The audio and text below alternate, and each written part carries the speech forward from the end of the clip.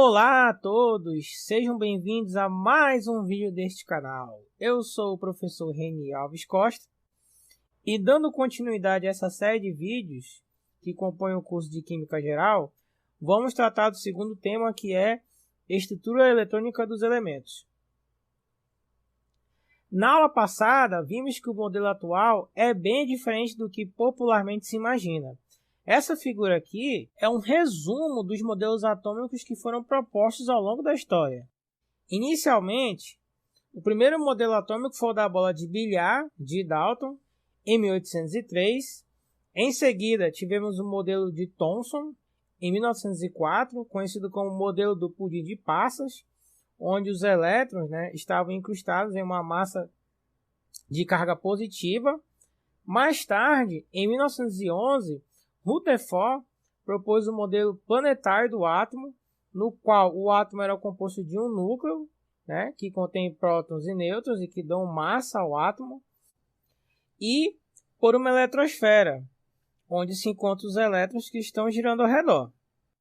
Em 1913, Niels Bohr desenvolveu um modelo para o átomo, no qual assumia níveis de energia quantizados, pegando carona aí, na quantização de energia provinda da lei de radiação do corpo negro, que foi estudada por Max Planck, e do efeito fotoelétrico, que foi estudado por Albert Einstein.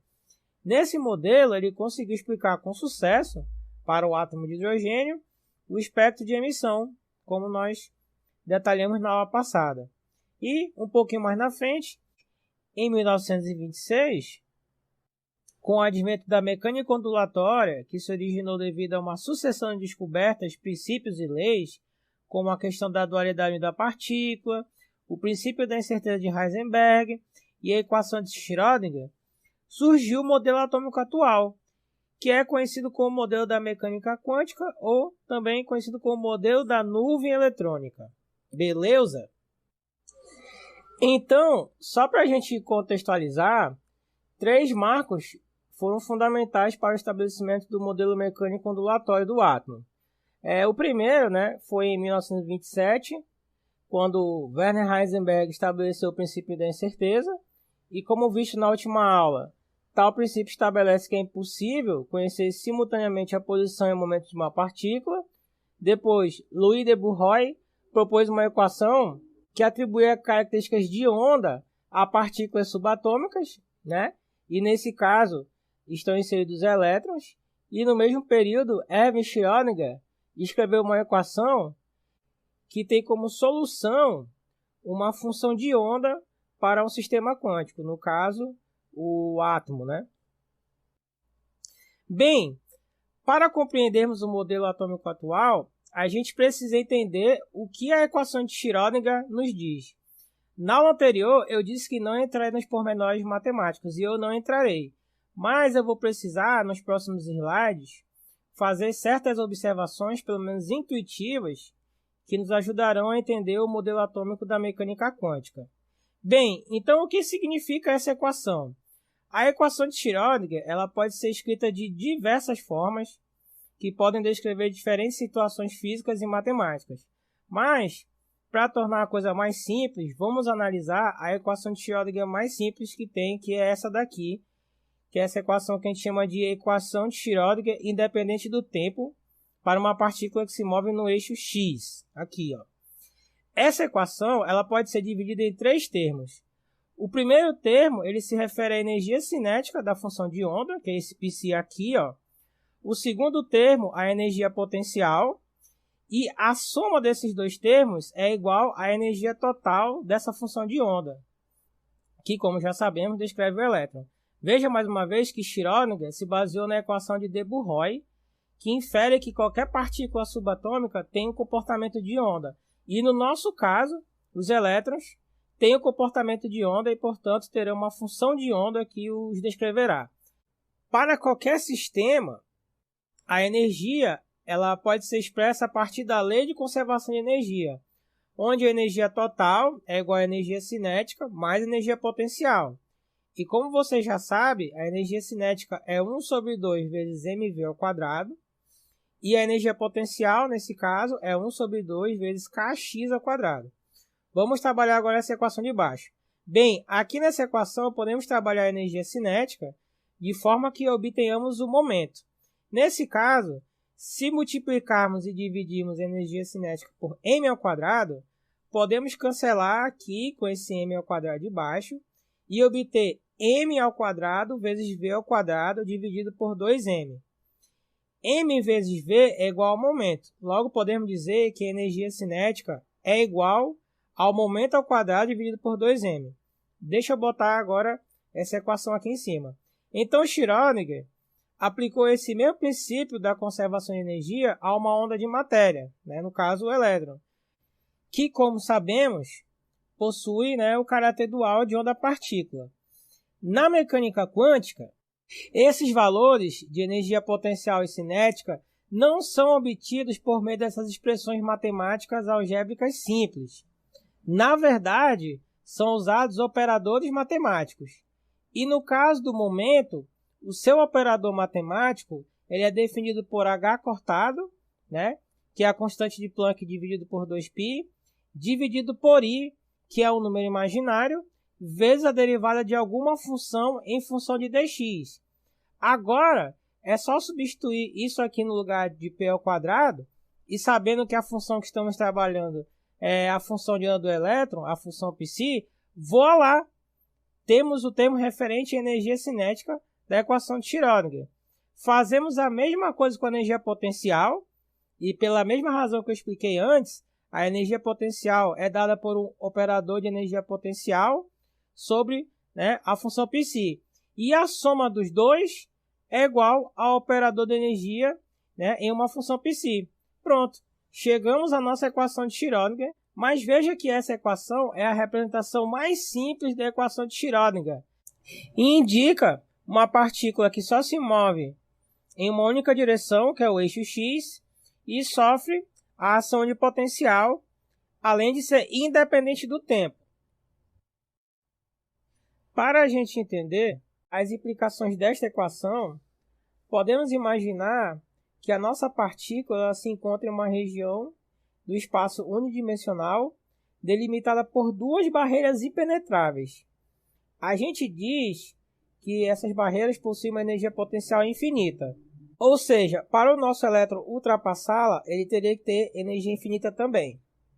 Com isso, o nosso elétron ele fica delimitado a mover-se apenas de 0 até L. L, no caso, é a distância que a gente delimitou para essa caixa. E nessa região, o potencial é zero, ou seja, o elétron ele pode se mover livremente. Pois bem, analisando agora a equação que descreve o nosso elétron-onda, se o potencial for infinito, a função de onda será zero. E isso é correto, já que não podemos encontrar o elétron fora dessa zona que delimitamos aqui. Agora, se o potencial for igual a zero, a nossa equação de Schrödinger fica assim, ó. Aqui, agora, a função ela pode assumir valores e agora podemos descrever o nosso elétron aqui nessa região que delimitamos. Essa equação ela pode ser rearranjada da seguinte forma. Veja que eu passei o H cortado e o 2M para esse lado, só que invertendo, tá? E o sinal negativo também ficou aqui desse lado. Isso tudo eu posso dizer que é constante. Então, 2m sobre h cortado vezes energia, eu chamo de k ao quadrado. E no momento, não vamos nos preocupar em saber o que significa aqui esse k. Então, temos que a derivada de segunda ordem dessa função psi em função de dx tem que ser igual a menos uma constante, no caso, o k, vezes a mesma função. Perceba que agora nós podemos achar uma função que atenda a essa exigência, ou seja, que se enquadra nessa equação. Então, nada melhor do que propor uma função senoide para a nossa função de onda. Veja que a derivada de uma função seno simples é cosseno. E se derivarmos novamente essa função, teremos menos seno, certo? Ou seja, a derivada de segunda ordem de uma função seno é menos seno. Considerando que k aqui seria 1, então podemos dizer que a derivada de segunda ordem da função seno é igual a menos constante, que é 1, vezes a própria função inicial. Perceba, então, que uma função seno atende perfeitamente à exigência da nossa equação de onda. Assim, dessa forma, a gente pode concluir que a função de onda que vai descrever o nosso elétron tem que ser uma função senoide, visto que ela é a única função que atende à exigência da nossa equação de onda. Beleza? Há ainda muitos detalhes matemáticos que eu não vou frisar porque para o nosso momento eles não são pertinentes, tudo bem? Mas o fato é que uma função de onda senoidal que atende perfeitamente à exigência dessa equação é essa daqui, ó, onde o K, né, ele é igual a Nπ dividido por L.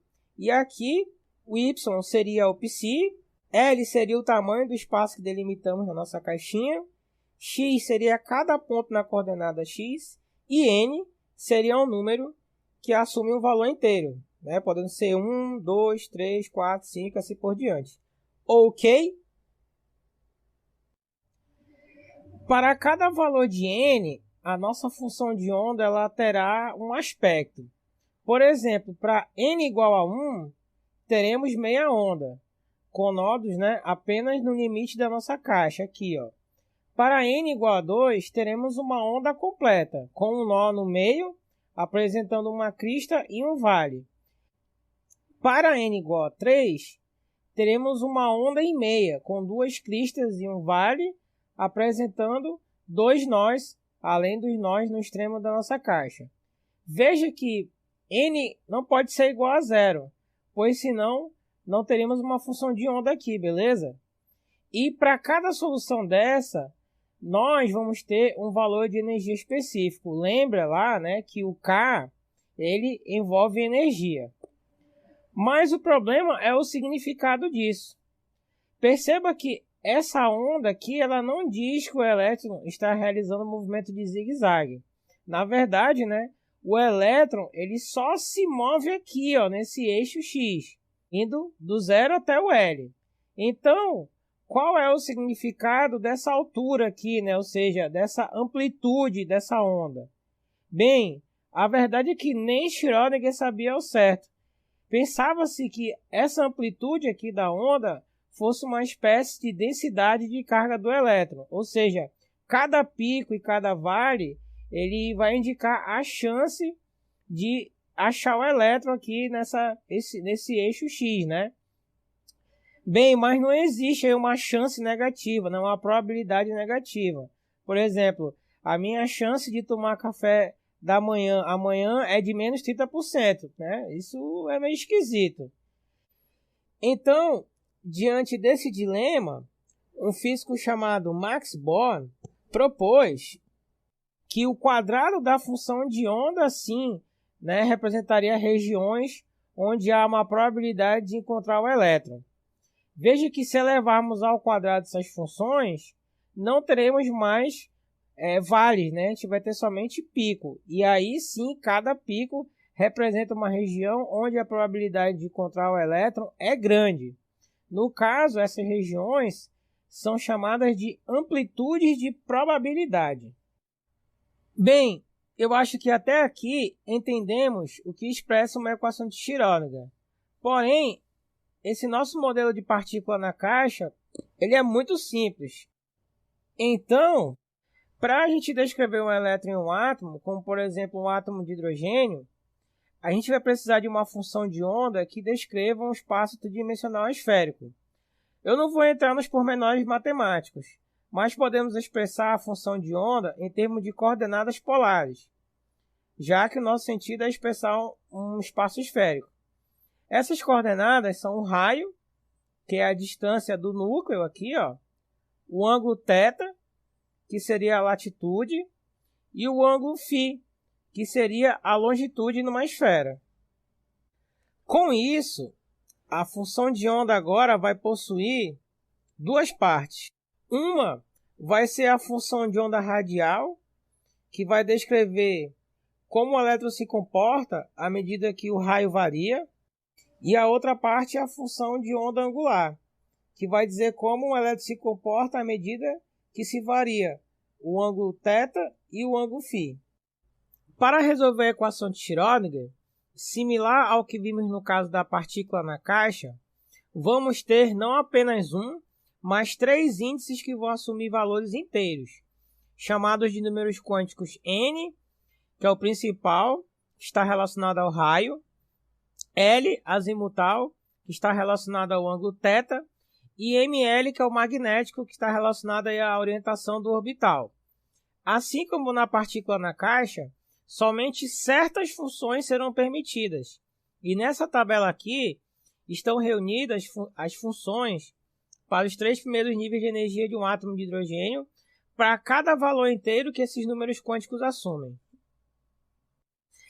A definição dos números quânticos, ela não é diferente do que a gente aprendeu no ensino médio, tá? Então, o principal, representado pela letra N, ele designa a camada que o elétron se encontra.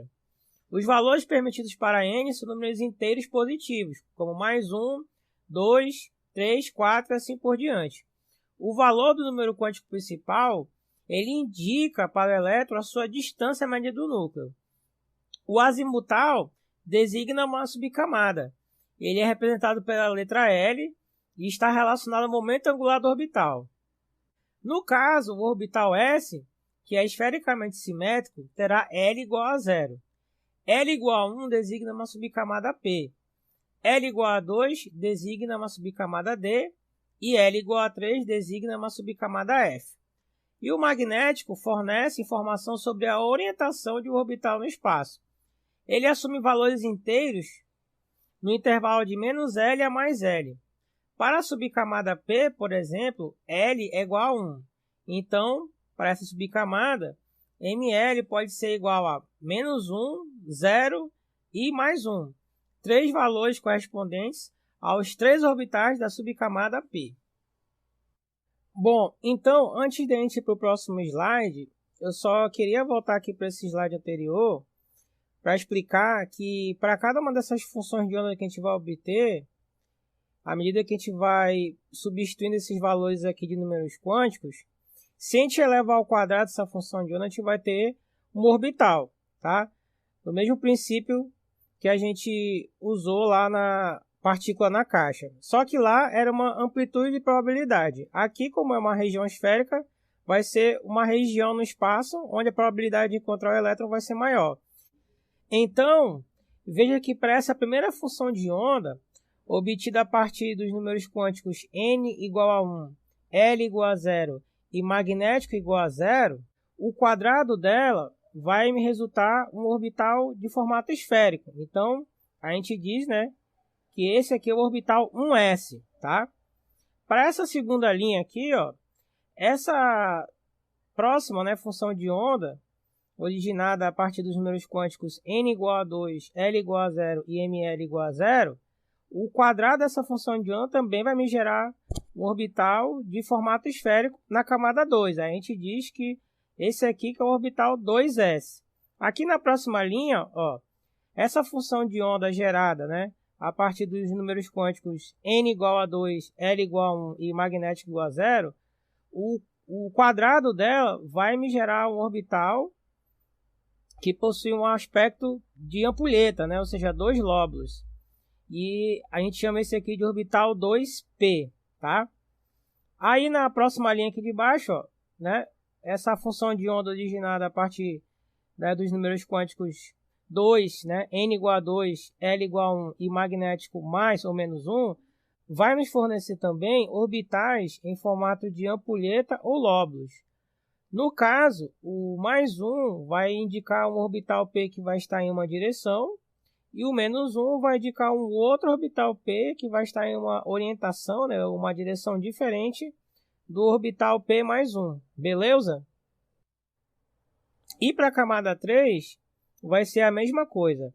Então, perceba que os números quânticos vão fornecer funções de onda, as quais, elevadas ao quadrado, vão gerar todos aqueles orbitais que a gente já conhece. 1s, 2s, 2p, 3s, 3p, 3d e assim sucessivamente.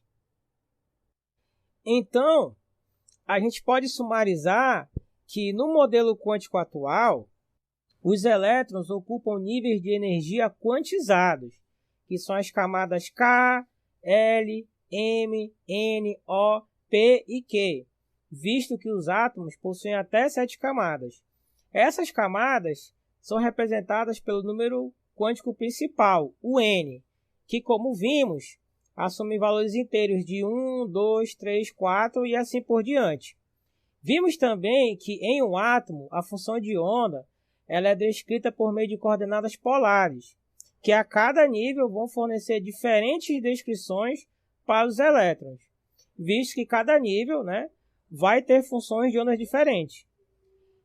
Mas essas funções de onda não possuem um significado físico real. No entanto, o quadrado dessas funções vão nos fornecer regiões onde há a máxima probabilidade de se encontrar um elétron, que é o orbital. E como vimos, cada função de onda gerada elevada ao quadrado vai nos fornecer os orbitais que a gente já conhece, que são os orbitais S, que esses aqui, os orbitais P, aqui, os orbitais D e os orbitais F. Então, vamos falar um pouquinho dos orbitais, E começando pelos orbitais S, podemos dizer que eles são orbitais esféricos, onde a probabilidade de encontrar o elétron aumenta à medida que se aproxima do núcleo. Eles possuem um nó esférico, que é a região onde é nula a probabilidade de encontrar elétrons. No caso, esse nó esférico ele é o fim do orbital, ou seja, ele é a casca do orbital. E cada orbital S armazena 2 elétrons. E à medida que aumenta o valor de N da camada, um nó radial é acrescentado. Na figura abaixo, são representadas curvas de densidade e probabilidade para um determinado elétron em um orbital S. Nessas curvas, o eixo Y é a função de onda ao quadrado e o eixo X é o raio do átomo. Para o orbital S, observamos que a probabilidade de encontrar um elétron ela é grande nas proximidades do núcleo e decresce com o aumento da distância do núcleo, a distância do raio, atingindo zero. E essa região que é o nó esférico.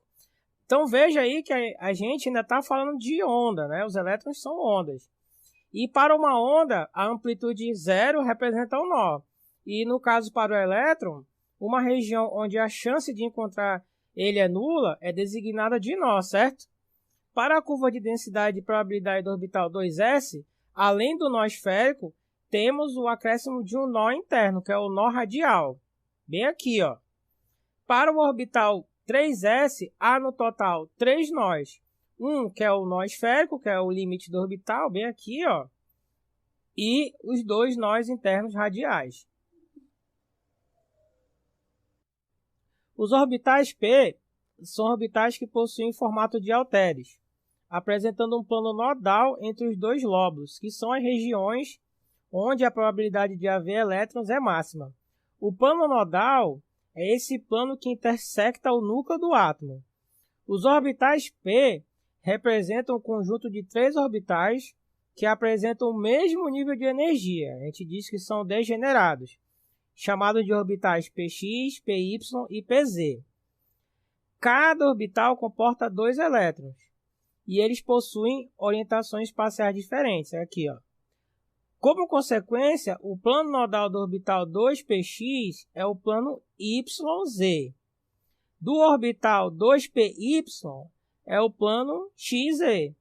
E do orbital 2pz é o plano XY. A curva de densidade e probabilidade na figura mostra que o orbital 2p apresenta 2 nós. Um nó radial próximo ao núcleo, aqui, e um nó esférico aqui, que é o final do orbital. O orbital 3p é bem similar.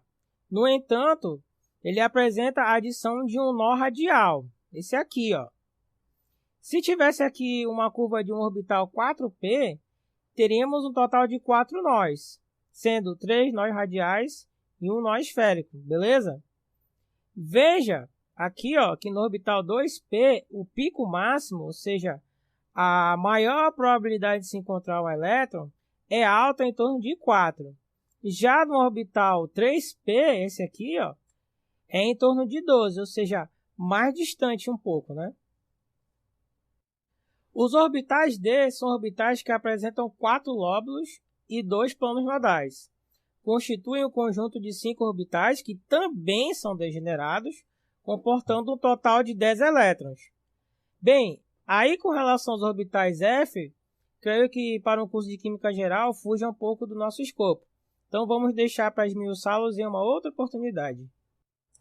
Agora podemos, de forma mnemônica, elucidar um esquema que nos ajude a entender como estão distribuídos pelo átomo os níveis de energia, já que seria meio complicado representar o átomo com todos esses orbitais que acabamos de ver. Então veja que o subnível S está presente em todas as camadas. O P está presente em todas as camadas, né, ou níveis, a partir do segundo. O D está presente apenas nas camadas 3, 4, 5 e 6. E o subnível F está presente apenas nas camadas 4 e 5. Se representarmos os orbitais como caixinhas, né, que comportam no máximo 2 elétrons, temos para a primeira camada um total de 2 elétrons, aqui ó, um S2. Para a segunda camada, um total de 8 elétrons, pois teremos o orbital S e 3 orbitais degenerados P, aqui ó. Para a terceira camada, teremos um total de 18 elétrons, já que teremos um orbital S, 3 orbitais P e 5 orbitais D, que também são degenerados, tá? Para a camada 4, teremos um total de 32 elétrons, pois teremos um orbital S, 3 orbitais P, 5 orbitais D e 7 orbitais F, que também são degenerados. O mesmo é válido para a camada 5. Para a camada 6, teremos um total de 18 elétrons, similar aqui ó, a camada 3, e para a camada 7, um total de 8 elétrons, similar aqui à camada 2. Agora uma pergunta que fica é, se cada orbital comporta 2 elétrons, como que eles não se repelem, já que possuem a mesma carga? Bem, isso se dá pela propriedade quântica spin, que na verdade, né, não possui uma interpretação clássica. Ela seria mais ou menos como um número quântico mesmo. Porém, pode-se dizer que o spin está relacionado ao vetor angular intrínseco de uma partícula e às diferentes orientações quânticas dela no espaço. No caso, um elétron em um átomo pode assumir valores de mais meio ou menos meio. E a gente pode fazer uma associação ao momento magnético, já que o elétron é uma partícula carregada. No caso, se um elétron gira no sentido da direita, o campo magnético vai de baixo para cima. Se ele gira para a esquerda, aqui, ó, o campo magnético vai de cima para baixo. Logo, se os spins estão no mesmo sentido, os elétrons se repelem, mas se eles estão no sentido oposto, eles se atraem. Mas veja que isso é só um exercício mnemônico, tá certo? E eu repito novamente, o spin magnético não possui uma interpretação clássica. O spin também é um número quântico. Daí, voltando àquele nosso quadro de números quânticos, podemos agora acrescentar aqui o spin, né? Ele vai apresentar valores de mais meio ou menos meio, segundo aí o sentido do giro do elétron. Concernente à ordem dos níveis de energia em um átomo, vale ressaltar que em um átomo hidrogenoide, todos os orbitais de uma mesma camada têm a mesma energia, ou seja, são todos degenerados. Por exemplo, na camada 2, os orbitais S e P, aqui, ó, têm a mesma energia. Na camada 3, os orbitais S, P e D também têm a mesma energia. Isso pode ser melhor avaliado pelas curvas de densidade e probabilidade desses orbitais, calculados aí para o átomo de hidrogênio.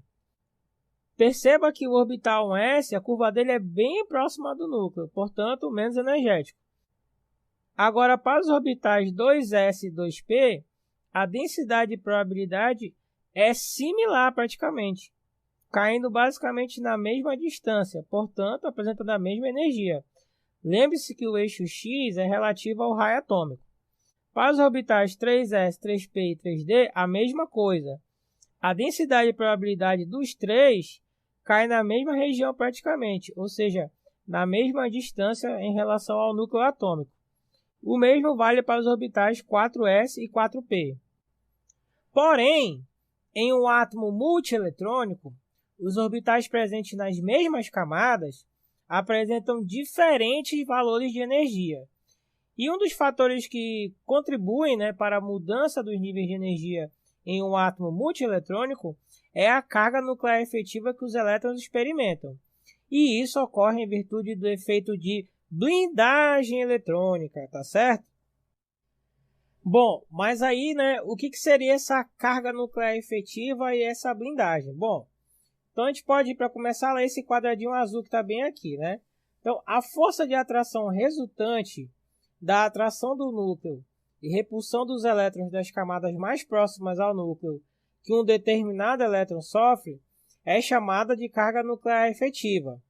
Então, a carga nuclear efetiva é dada por Zef, que é igual a carga nuclear menos essa constante S aqui, que a gente chama de constante de blindagem.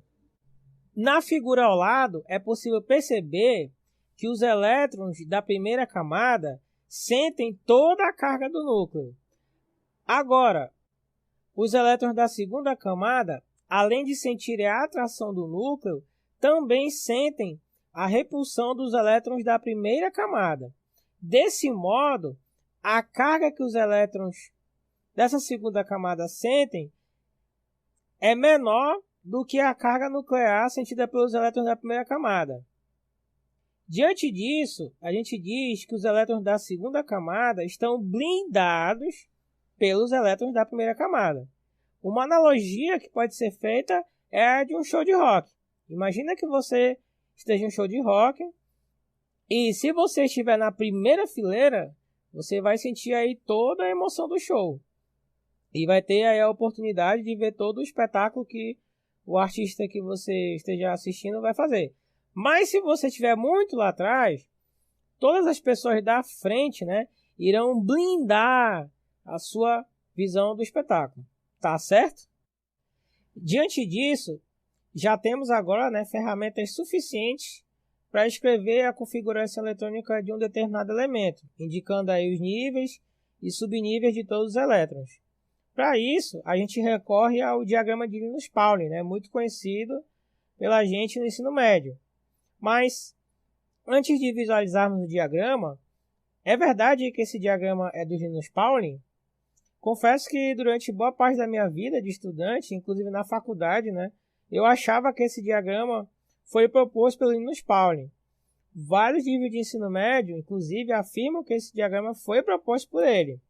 Mas antes de a gente falar disso, a gente precisa entender que a descrição da configuração eletrônica de um determinado átomo ela é baseada na regra de Madelung, que foi proposta em 1936 pelo físico alemão Erwin Madelung, está aqui a foto dele, que diz que a energia de um nível é dada pela soma dos números quânticos principal mais azimutal.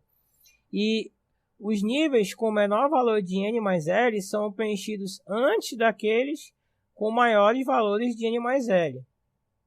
Então a ordem de preenchimento fica assim, 1s, 2s, 2p, 3s, 3p, 4s, 3d, 4p e assim por diante. Em 1939, baseado aí nessa regra de Madelung, o Linus Pauling propôs um diagrama de distribuição eletrônica muito conhecido em seu livro, The Nature of Chemical Bonds, que é esse daqui, Não é muito semelhante ao diagrama de distribuição de energia que a gente usou na escola, apesar dele expressar a mesma coisa, ou seja, a ordem dos níveis de energia. Então veja aí, o primeiro 1s, depois o 2s, na sequência o 2p, aí 3s, 3p, 4s, 3d, 4p, 5s, 4d, 5p, 6s, 4f, 5d, 6p e assim por diante, Mas aí a pergunta que fica é, de onde é que veio esse diagrama que a gente usa na escola?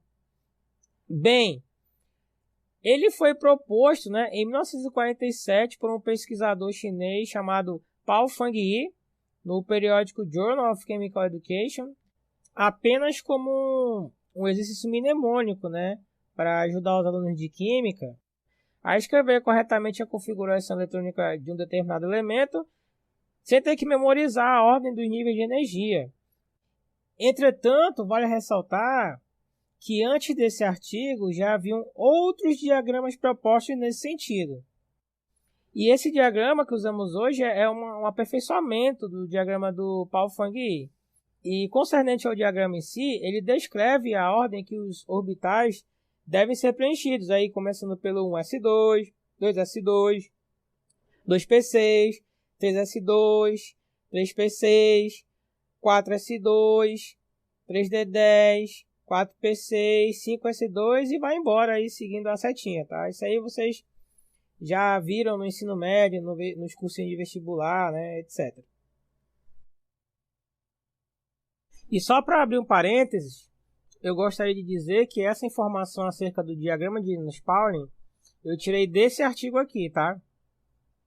O Conhecimento Escolar, um estudo do tema Diagrama de Linus Pauling em livros didáticos de Química, de 1960 a 1970, publicado aqui, né, no ENEC, de autoria de André Bianco e Reginaldo Meloni.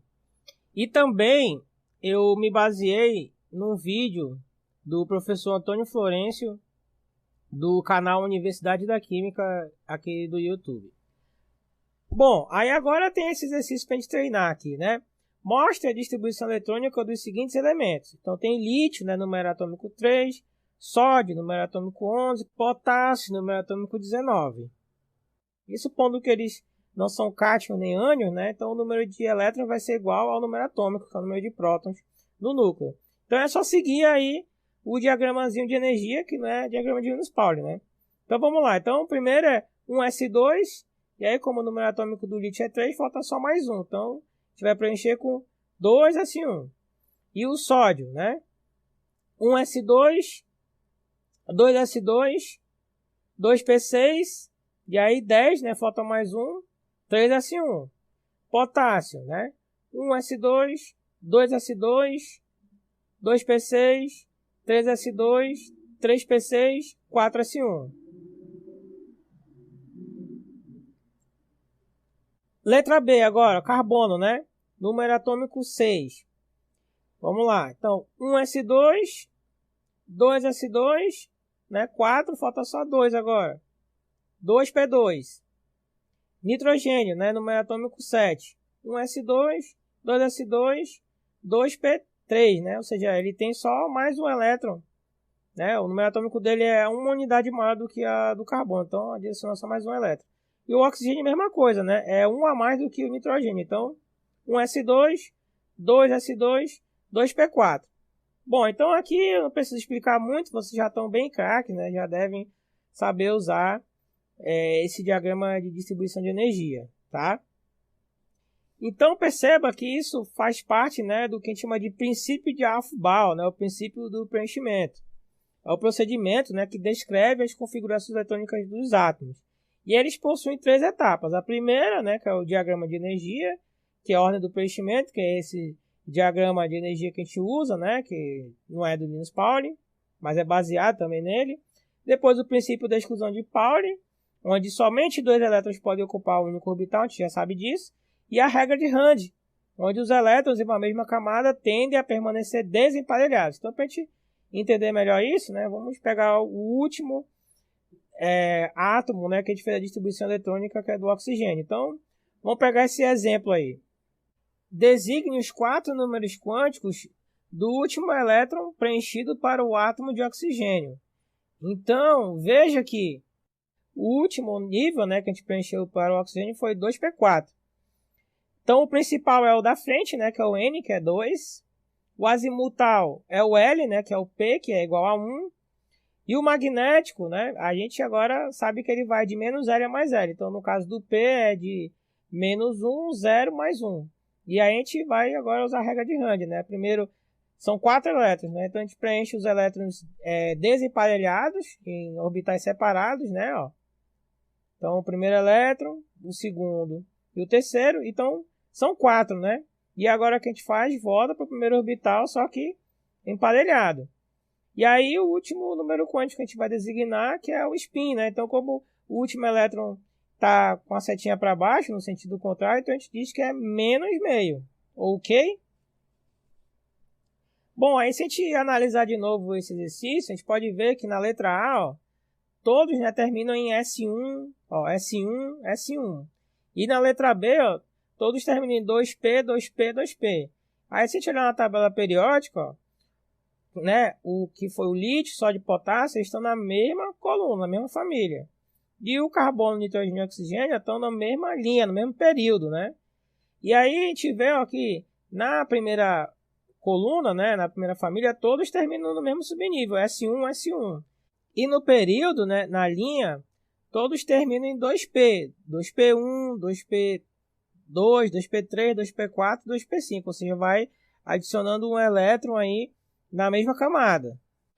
Então a gente pode dizer que existe uma periodicidade dos elementos químicos em relação à distribuição eletrônica e que isso vai refletir nas propriedades químicas que eles apresentam. Então a gente pode concluir que a tabela periódica moderna ela reflete a estrutura eletrônica dos elementos. As colunas da tabela indicam o tipo de subcamada que está sendo ocupada e as linhas ou períodos representam o valor do número quântico principal, ou seja, a camada. Mas o assunto referente à tabela periódica vai ficar para uma próxima aula. Bom, gente, era isso que eu tinha para falar para vocês hoje. Espero que vocês tenham gostado da aula e a gente se vê na próxima.